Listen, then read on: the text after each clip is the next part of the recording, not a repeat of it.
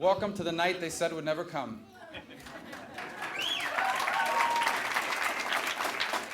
Welcome to a moment they said was not possible.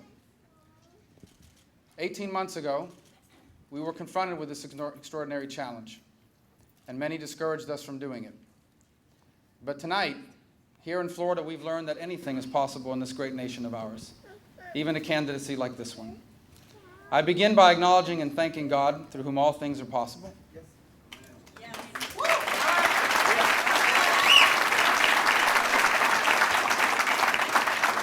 It is always important to remember that both the good and bad things come through His hands and for His purpose.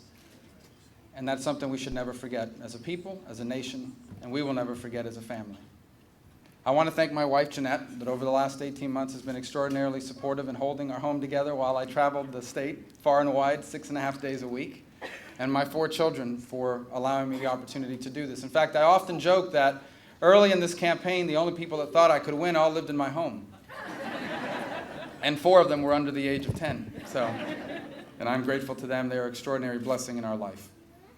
I'm grateful, too, to my parents who, as a young man, encouraged me to dream and who have made it the mission of their life to opening doors for me that were not even existent for them.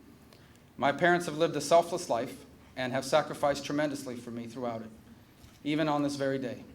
And I am grateful to them, and I am hope that tonight is the beginning of continuing to reaffirm that their sacrifices and their hard work were not in vain. I thank all of you for being a part of this campaign. So many people who have supported me from the beginning of my career in public service and even before, to my extended family who's here and have been supportive, who still find it hard to believe that people like you would actually turn out to cheer me on a night like this. But it's true, we have supporters, and I'm grateful to all of you for being here with us today. And now for the road ahead, because the campaign that lies ahead is going to be a very clear one in Florida. Right now, the United States of America is headed in the wrong direction. And let's be frank, both parties are to blame. Washington is broken, and the road that it is taking us on right now is the wrong road. In Florida, the choice that our people are going to have is very simple. If you like the direction that America's headed, if you think Washington is doing the right things, then there are 2 other people that are going to be on the ballot, and you should vote for one of them. If, on the other hand, you are unhappy with the direction that Washington's taking America, if you are unhappy with the road that we are on, then there's only one person running, there's only one campaign in Florida in 2010 that is offering to stand up to that agenda and in its place present a very clear alternative. And that's what we've done the last 18 months, and that's what we'll do these next 70 days.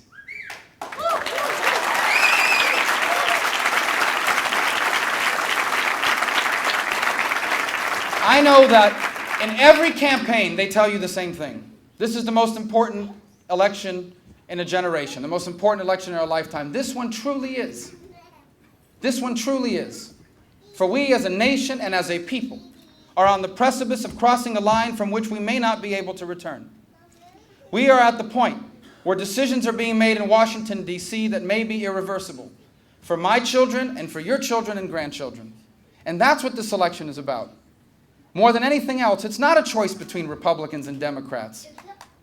It's not a choice between liberals and conservatives. This election is nothing less than a referendum on our identity as a people and as a nation.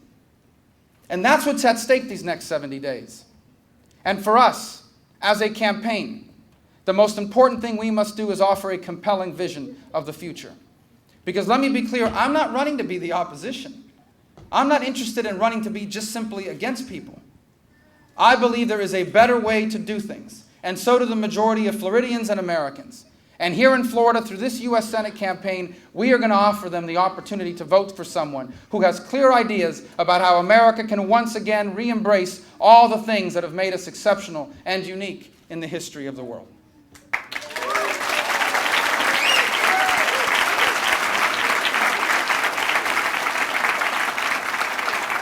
Tonight, I want to be brief in my remarks for a couple reasons. One, out of respect for your time and all the other people that are running tonight, and obviously we're interested in all those fascinating races that are happening throughout Florida. 2, because my children we're starting to get to our limit here. So, this morning I woke up, like I do pretty much for the last 18 months, to a campaign routine, a schedule that told me where I needed to be. This morning was a little different. After dropping my children off at school, I went to vote. And that was something I knew I was going to do today. And I kind of took it for granted until I got there. When I pulled up, I was immediately confronted by 6 or 7 cameras at the same polling precinct that I've been going to for years and standing in line voting for other people. And then I realized, you're running for the United States Senate. Your name is on the ballot. And God willing, if things go well tonight, you will be the Republican nominee for the United States Senate. And I realized something else. I realized that I'm just a generation removed from a very different life. My parents grew up in a very different society, and we're proud of our heritage. But the place they grew up in was very different than the one I've grown up in. My parents grew up in a place like almost everywhere else in the world, where what you are going to accomplish in life and how far you can go is decided for you before you are even born. Think about that for a moment. In almost every other country in the world, what you are going to be when you grow up is decided for you by who your parents are, by where you come from, by who you know. It doesn't matter how smart you are, how hard you work, how big your dreams may be. In almost every other society in all of human history, how far you can go in life is not up to you. It's decided for you. And that's the way it still is almost everywhere else on this planet.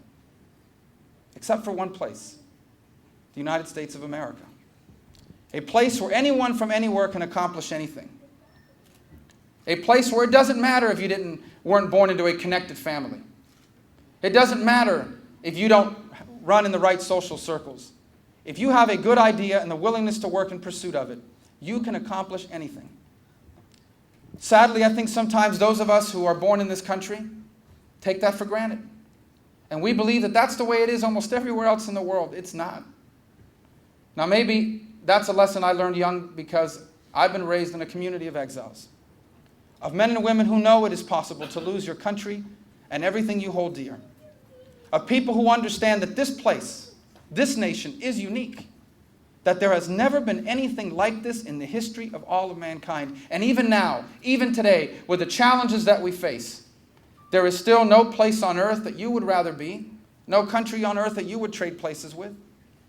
But what we must always remember is that this exceptional country of ours, it didn't happen by accident. This extraordinary country we have didn't just happen because. It happened because the people who were here before us did whatever they had to do to ensure that their children inherited a better life.